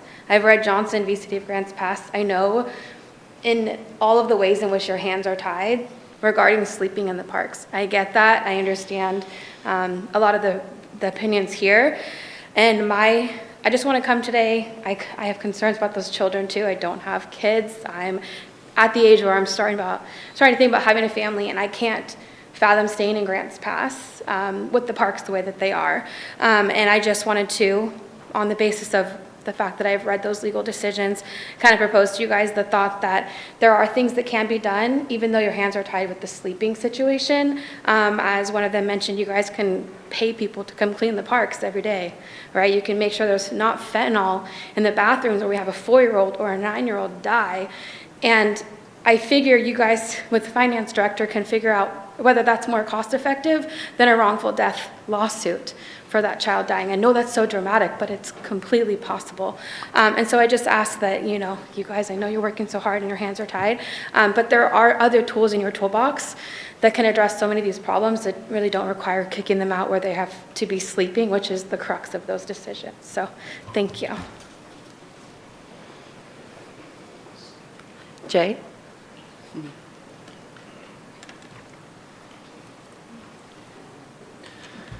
Good evening, Council. Jay Meredith, 17-year resident of Grants Pass, and just bought a house in Grants Pass a few months ago, and so it looks like I'll be here for a while longer. Many of you know that I've spent a fair amount of time, both personal and professional time, trying to help our local law enforcement, both at the city level and the county level, get the resources that they need to do their job and maintain the level of services that we all expect. So have just a few comments for your consideration tonight, as that's certainly one of the big topics on your to-do list right now. So similar, yet related to many of the other comments that you've received tonight, I think that because, well, first of all, I think the funding challenges and the spread between costs and expenses, this is not a new topic. It's come up pretty much every time that we've had a levy renewal in the past 6, 7, 8 years. But it's now to the point where additional actions certainly need to be taken, unfortunately. I think the main reasons for that are largely somewhat out of our control at the local level. I think the PERS rates are one of the key driving factors, and I think right now inflation is also one of the key driving factors, so a little bit out of our control, but we have to deal with it. I just came from the library district budget meeting. We got our budget approved really quickly at the budget committee level, and it wasn't not dealing with problems quite as severe as the city's dealing with. Part of the reason is their PERS rates aren't applied to the staff at the library district level. So that's part of the reason. But the bottom line is, I think that the primary challenge that the council and the city is dealing with is more on a policy political level. And so I think that the direction that you decide to go should be based primarily on what has the highest chance of success at the ballot box. And in my opinion, I think we should stick to either the exact same rate of 179 for one more levy term. I would say 4 years, so that we land on another off general election cycle. I think that you should consider a utility fee to make up the difference that you feel is the appropriate amount of difference that needs to be made up in the public safety budget. And I think that you should consider structuring that utility fee as just think outside the box a little bit. Consider structuring it as a parks and law enforcement fee so that you can put some additional resources into our park system, both from the law enforcement perspective and the parks maintenance perspective, to maybe kill two birds with one stone. So that would be my general recommendation. Thanks. Is there anyone else who wanted to speak tonight? All right, we'll close public comment, and council has an opportunity. I think they were. Do we have someone coming up? Okay. State your name and let us know whether or not you live in the city. Yes, my name is Larry Matusik, and I do live in the city of Grants Pass. I'm a baseball coach. I coach 2 teams in this town, and I have a group of kids that I have a responsibility for, to keep them safe. As a coach, because of the conditions of Morrison, I send out a text to my parents saying, hey, please have your kids go to the bathroom before you come to practice, because I can't leave the kids to take you to the bathroom, and I don't feel safe sending you to the bathroom. I have parents that have sent me pictures of full disposable containers of needles where kids could be curious, reach their hand in, to be exposed to that. I was there last night, or on Monday, coaching my kids. I found shards of glass on the infield. I found broken meth pipes, paraphernalia in the outfield that I have to show up early, take time out of my day, show up early. I'm already, donating so much time to these boys, but I have to show up early to comb the outfield, for paraphernalia. Like, that's completely unreasonable to me. Then I find all this stuff. I go to the trash, where kids are disposing their empty, Gatorade bottles, because I tell my kids to throw things away, leave the field, in a better condition than, they showed up to.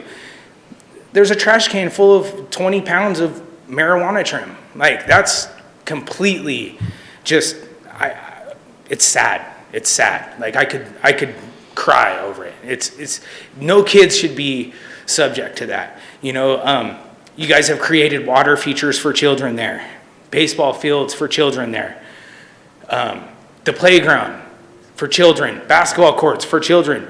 But where's the obligation to keeping our kids safe? That's really it. And I do see, we just got done with practice. I see that it's cleaned up a little bit better, which is nice. But I think there's an obligation to keep our kids safe, especially at facilities in which are designed for children. I love my kids, and I'll continue to fight. I'll continue to come to these things. I really fear that once Boatnick comes, that you guys remove all those tents from Boatnick, and where do they go? The closest place is Morrison, right back to it. So I hope that we can clean it up and keep it clean just for the kids. We have an obligation to keep the kids safe. And that's it. Thank you. Thank you. Was there anybody else? Well, I think you already spoke, Stephen, but if you haven't spoken, you're welcome to come up, state your name, and let us know whether or not you live in the city. Hi, my name is Jenny Stigmeller, and I live in the county, but I own several properties in the city. I wanted to speak about the tourism and real estate suffering in town due to homelessness in the parks. I sincerely respect our chief, Hensman. He does an amazing job when the city council uncuffs him, unchains him, and allows his officers to do the job that he's hired them to do. I really wish that the council would ensure that he is allowed to do everything within the law that they should be doing to keep the transients within the law in the parks. I think that it would certainly help the baseball players. keep the parks clean. I wish that the city council would disallow activities such as Max's Mission from giving away needles in the parks. We hear so much about all of the needles in the parks. So I think that if we stopped organizations such as Max's Mission from giving away free needles in the park, if the homeless or the transients or the drug abusers need needles, they can go to Max's Mission. They can turn in old needles and get new needles, and that might be able to, they may be able to eliminate some of the problems with needles in the parks. It would be really helpful if some of the folks would stop taking sleeping bags to the some of the council members would stop taking sleeping bags to the homeless in the parks and encouraging them to stay there. I agree with one of the citizens, Mike, who suggested previously that we designate areas in the parks for resting. I think that you've heard me say that before to you.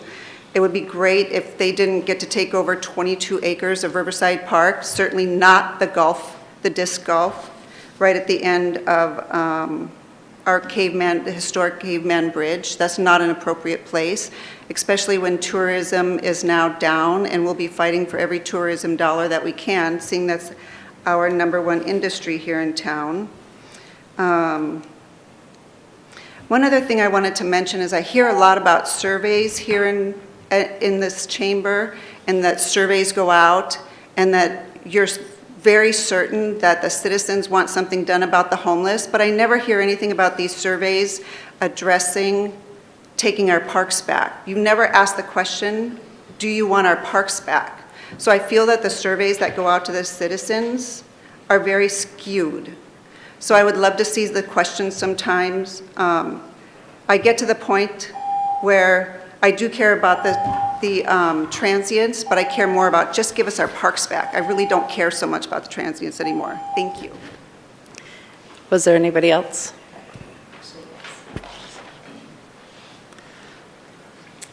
My name's Suzanne Barber. I'm a retired healthcare RN, and this is out of control. There is a line between compassion and enabling, and you are enabling these people. We pay major taxes in this city, and I can't take my grandkids to the parks. And I know exactly what they're talking about. I drove through Morrison the other day. It's awful. It was like walking through a zombie area, from one end to the other, trash all over the place. I didn't even get out and walk, I just took pictures. Something needs to be done. I hear that everyone's concerned. I don't hear any solutions. I call on a daily basis because I can't take my kids to the park. So if you want taxpayers to pay their taxes, do something about the problem. Don't just sit there and smile and say you're working on it. Do something, because all of us, we're tired of it. Thank you. Anybody else? Stephen, you already had your 3 minutes tonight. Sorry, you don't get 3 minutes on a different topic. Oh, no, it's just 3 minutes per night. Is there anybody else? All right, I'm going to close public comment. Thank you all for being here. The city manager has a handout on the back table that will give you some information about the legal restrictions that we have in place. But just to recap, we know you're concerned about this. We're concerned about this too. We don't need to do a survey because we know that people want to take their parks back. So the situation is that the city lost a lawsuit several years ago, and we have a legal injunction, which is a requirement. It's kind of an agreement that was made several years ago between the parties. We were able to get Reinhardt Park excluded, but all the other parks are included. So this legal injunction requires us to allow homeless people to sleep in the parks at every park except for Reinhardt. This happened before I was mayor. It's not something that I want. It's the way it is. We are working through that in the legal system. We have challenged it. It's been heard by the circuit court. We've asked for an en banc hearing because they did not rule in our favor on the first round where 3 judges made a decision, and so an en banc decision would allow the lawsuit to be reconsidered by a larger panel of the Ninth Circuit. Depending on what happens there, we're really anticipating that either way, it will be challenged again and it could go to the U.S. Supreme Court. So that is going to take a while. The Supreme Court doesn't have to take the case, and they may not because they didn't take the Boise case. So we'll see where that goes. In the meantime, we do have to allow the unhoused to sleep in the parks. When you read the lawsuit, either the answer or the injunction, it does limit the hours to the night hours, and they're not supposed to be able to camp all day. Unfortunately, we were doing a fairly good job cracking down on this until about 2 summers ago. I think it was the summer of 2020 when the state law changed and it required us to give 72 hours notice before we can have people move along. So even though they're not supposed to be there during the day, the police have to post 72 hours notice and then come back 3 days later. And if the camp is still there, at that time, the person can be cited and their property could be removed. So that's really important to know, I think. We have some legal reasons for not designating areas within the park as campgrounds because we don't want our parks to become campgrounds. We may be able to consider the opposite of, I'm talking permanently. I mean, it's a major problem. So we may be able to consider having some areas designated camp-free zones, but we can't designate a corner of the park as a campground because then we might end up in a situation where we always have to allow it to be a campground. So we're trying to think of the big picture here. I'm a little concerned that some people seem to think that the council has placed a restriction on our police. That is not true. We are abiding by this injunction. There was a situation a year ago where the council did vote to allow people to set up their tents 1 hour earlier, or maybe 2 hours earlier. I think it was 5 p.m. during the winter hours because what the injunction says is that people can camp from approximately 7 to 7. It changes seasonally, but in the winter, it's dark at 7 o'clock. And at that time, we were able to enforce this on a 24-hour basis, which we're really not anymore. The city is not feeding people at the parks. The city is not providing sleeping bags or any other supplies to people in the parks. Obviously, some private citizens or local groups are doing that, and I think that's something that the council could consider potentially making a no needle dispensing rule. And we could also potentially talk about cleanups. I like for now that you are, surveying the field before your students play there. I think that's a good idea. Hopefully, it's worse here at the beginning of the season than it will be going forward because you've probably had, several months of accumulation on the fields. And I think that, having buddy system and having extra parent volunteers there is going to be helpful going forward. I have kids. I've coached, helped my husband coach soccer. Definitely feel for the situation here. And I think that there are some things that the council can do to consider making the parks a little bit cleaner and safer. But we got a lot of restrictions too. Dwayne. I want to thank everybody for coming tonight. I feel your pain. 3 of those parks are in my ward. I drive through them 3 or 4 times a week. I take pictures. I send emails to my counselors here and the mayor and the staff. I'm tired of it just like you are. It's unacceptable. There's 2 things going on. There's people sleeping. We have nothing to do with bad behavior. I want to punish them just like you do. But I don't have the backing yet to do that. On May 8th, we'll be talking to our attorney. I have lots of questions to do. about this judgment. I have lots of questions. You can email me. I'll ask your question. Because I think this is unacceptable between sleeping and bad behavior. And I want to correct something that was just said. Council has changed things. They have extended the hours before me. They have told that there will be no citing from law enforcement during cold weather, 30 degrees and below. It could be 50 during the day, but it's 30 degrees and below. We have to worry about it. It could be dry as can be. So council has done things. So don't let them tell you they didn't. They did do something. I'm on your side. I don't want this stuff to happen anymore. I got 4 kids, I play sports, and I don't like this crap. That's honestly. You should demand better. And I'm on your side. I want to thank Mike, David, Mitch, Judy, all of them coming. You deserve better. And this is not a homeless problem. This is a bad behavior problem. That's all I got to say. Anybody else? All right, Valerie? Yeah, I'll just answer the same thing. I mean, none of us up here is happy, likes what's going on, and a lot of our hands have been tied from Salem. I also feel somewhat like right now my hands are tied by the judicial system.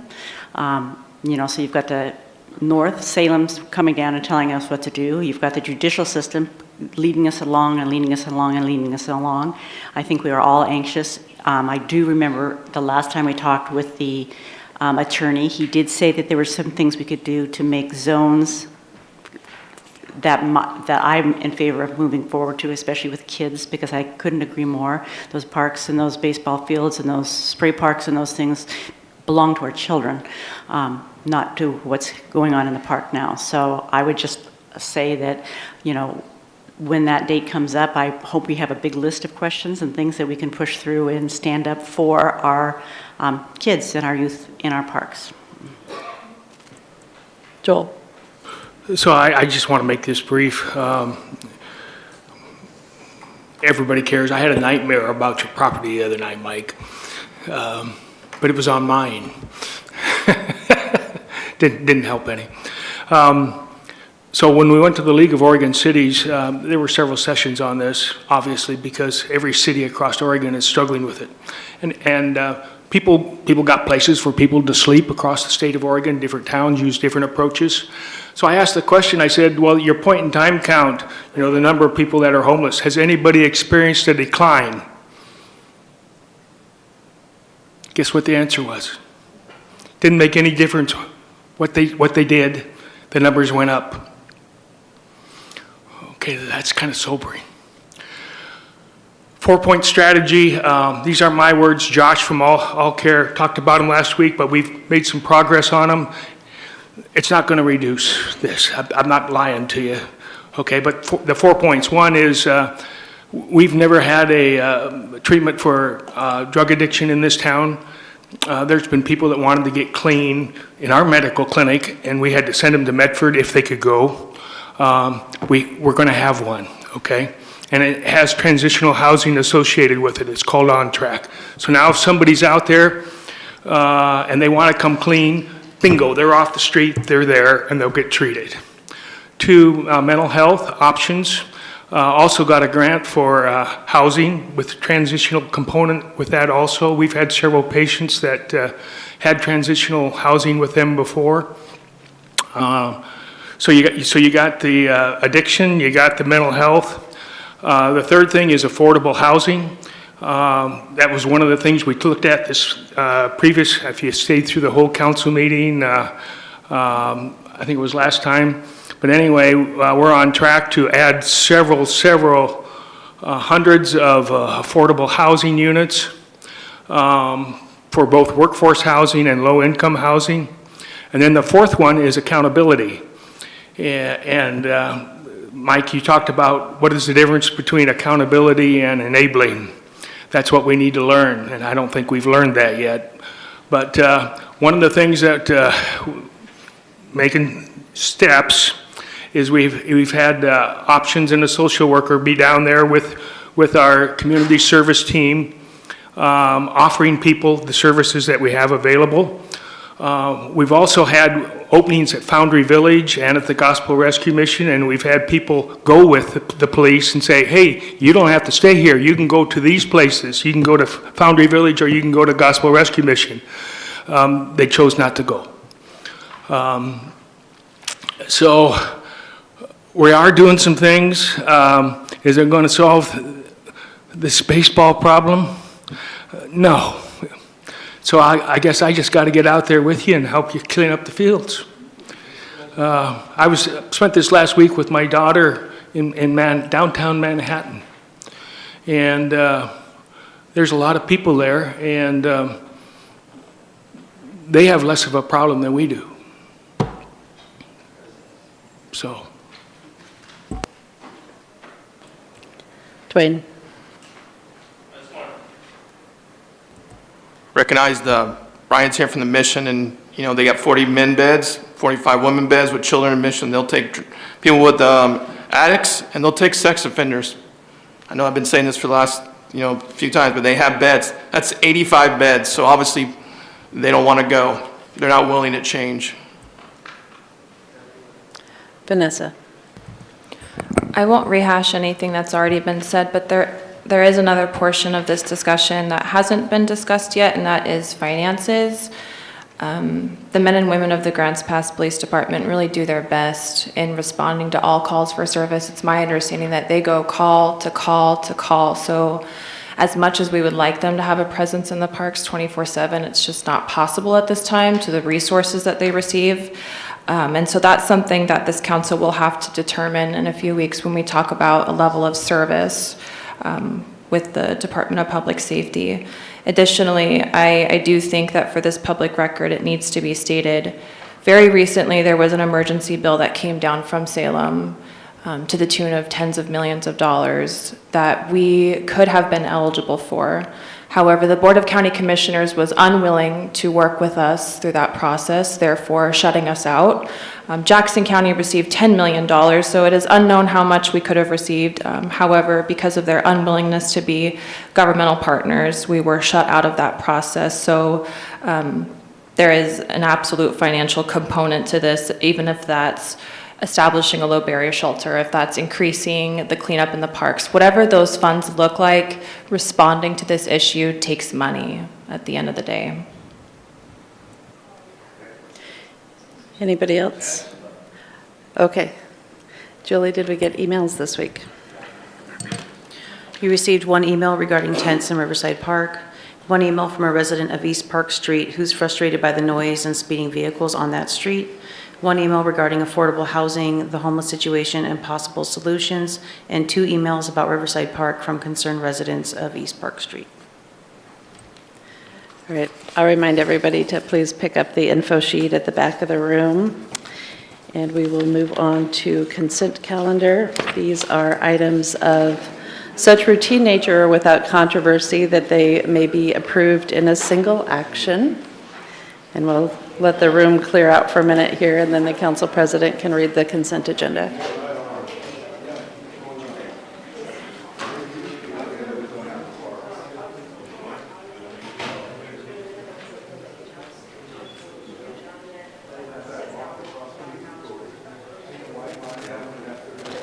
All right, I need you to either step out or be quiet. It's time for us to move on with the meeting.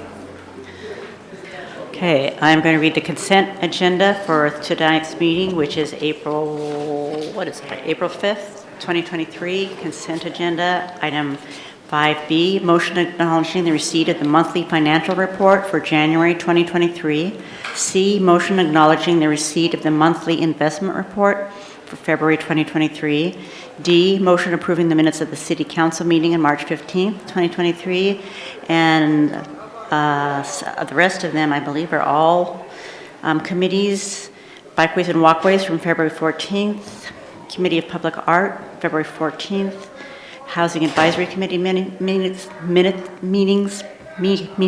February 17th. Sustainable and Energy Action Task Force, February 8th. Park Advisory Committee meeting, February 9th. Historical Buildings and Site Commission meeting, February 9th. Urban Tree Advisory Committee meeting, February 13th. Urban Area Planning Commission meeting, February 22nd. And the Collaborative Economic Development Committee meeting February 23rd. And with that, I make a motion to pass the consent agenda. Is there a second? Joel, thank you. Valerie, how do you vote on the consent agenda? Yes. Joel? Yes. Rick? Yes. Vanessa? Yes. DJ? Yes. Dwayne? Yes. Rob? Yes. All right, consent agenda passes. Next up, matters for mayor, council, and staff. And I had printed out and failed to bring it with me, a report for you all. I got some numbers from UCAN yesterday about the shelters, and just wanted to let you know that both the Ramsey Shelter and Foundry Village are full and have extensive wait lists, and the Warming Center, which has probably seen its last night on Tuesday this week for the year, but it had between 20 and 50 people a night throughout the season. So we are definitely seeing a lot of people who want to use these shelters, in addition to a lot of people who obviously are outside of the shelters still and causing problems in the park. Council comments? Val? Yeah, I had a couple of them. One of them I wanted to bring up was, speaking of parks, is I've been going down to Baker Park, and the reason I've been going down with Baker Park is I've been kind of keeping my eye on the cat population, and have indeed been saddened by the number of tents at Baker Park and the conditions at Baker Park. But one of the things I did want to bring up was the fact that we had at one of the last meetings when we talked about the feral cat problem, or the cat problem, I have talked with Augustus. He is writing up a contract at this point in time, and he'll be in touch with the ladies who are running the spay and neuter about continuing, because that's what we asked for, is to continue something. I just wanted to say that I've since talked to them. I know that they've lost a couple cats because of stray dogs, and I know I was down there today. I was very proud of the fact that everybody had their dog on a leash, which was nice, and were aware of the cats and what was going on. And they do have a couple boxes out there that they've put who they belong to as feeding stations for the cats. But one of the things they're concerned about is that they still have not received back what they were using to house some of the cats. And so I just want to make sure that nothing further is done moving forward until we do have that contract signed, so that no further action of cleaning out that area or doing anything and throwing any of the things away that are there for the women who are feeding the cats until we get the contract written and signed moving forward. So I just want to ask that be allowed them to keep coming, allow them to keep their materials there that they're using for feeding the cats until such time we have a contract written out. And then I was also going to bring up the East Park Street parking survey, because I do think that's something we need to move forward with talking about.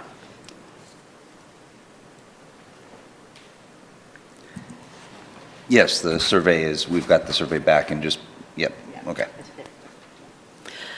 Dwayne, then Rob. I just want to make a comment about I went by, I was coming home from my daughter's track event, and it was 10 o'clock at night, and Riverside Park was still open. No gates were shut, and I'm pretty sure it's supposed to be closed at dusk or something like that. And I'm pretty sure 10 o'clock is way past dusk, and I'm not sure why it's not being locked down. We'll take a look at that, and we do work with a contractor to help lock those up at night and open them up in the mornings, so we'll confirm that that is done in a timely fashion. Rob? Yeah, I too would like to look at that, the survey from the park on East Park Street. Looking at the results, I'm just not sure what it means. It didn't seem like there was a consensus to me anyway, but I think we definitely need to discuss it and follow up in one way or another. But the other thing I believe that we need some follow-up on is this is, how many times is, what's going on with Steve Nelson's request? And this might be a question for Aaron or Augustus or Brad, but what's going on with the request for a letter to the developers or contractors regarding demolition. Yes, I was looking that up while Mr. Nelson was speaking. It goes back to September, so I have that down. I will check tomorrow that it was done. So either my staff, we didn't get a letter to him, or it didn't go out. But it was back in September. So I will make sure that he gets a letter and that we get it out again. So I will follow up on that tomorrow. So do you think that it went out to developers or contractors, or you're not sure if it went out? I am not sure at this moment. It's sitting on, the computer. It looks like it did, but according to Mr. Nelson tonight, it sounds like it may not have. So he's caused some questioning for me, so I'll look into that. And can we get a follow-up? Because it is kind of embarrassing when we hear it and we don't know. So just let us know yes or no and Absolutely. what's happening. Thank you. Any other council comments tonight? All right, anything from staff? I just have an item I want to make sure. Is Jason here? Oh, he's not here. Okay. All right, yeah, he had to leave. Jason and some of our staff just recently came back from a national water conference where we were at concurrent session, and Jason was a speaker along with some of our staff members. And it was a big conference. And of all of the conference sessions, his session was ranked #1 out of the whole conference. And so I just wanted to highlight the respect and the professionalism that was represented as Grants Pass at that national conference. One thing. I just want to add this because I see over and over again, I can't tell you how proud I hear people say of our police department and what they've been able to do under the circumstances that they've been under. But one of the things I question, and I don't know, how the message is, how strong it is out there that we have your hands tied. I mean, I would like to know if your hands are tied, let us know what your thoughts are on that, because to me, that's a concern. And I know, I'm not out there, but I do read the police reports every night, and I do see how hard you are working to get the bad guys from doing the bad things that are going on. But my feelings are, is there something that you could do that we're keeping you restrained from doing? I would like to know. So those are my thoughts. All right, anything further tonight? Going once, going twice. Who's going to make the motion? Val? I move that we adjourn and go home. Seconded by Rick. Thank you. All in favor of adjourning tonight, say aye. Any Aye. opposed? All right. I believe our next meeting is a workshop in a week and a half.